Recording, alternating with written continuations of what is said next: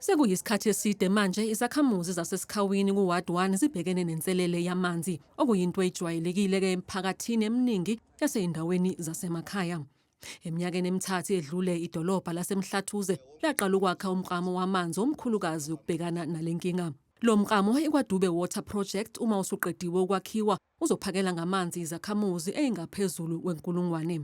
Sijabule kakhulu ngoba iCubu indawo ebudebuduze nala esihlala khona.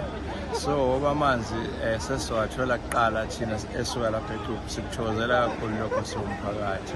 Sithi nje umsebenzi omuhle awandi. Inkinga yamanzi inkulu endaweni ngoba kwesinye isikhathi cishe liyaphela isonto engekho amanzi. Inkulu nje kakhulu. Siyabonga kakhulu. Umasipala uthi njengamanje usuchithe imali engaphezulu kweyigidi ey'ngamashumi-30 zamarandi wakha lo mklamo wezigidi ey'ngaphezulu kwama-90 zamarandi. What I've requested ukuthi i-administration yethu ikwenze no-service provider contractual ukuthi enze lo msebenzi ukuthi as abantu get connected asingalindi kuze kuphela i-project bese sithi hayi imase sizoyivula i-project sinikeza abantu amanzi.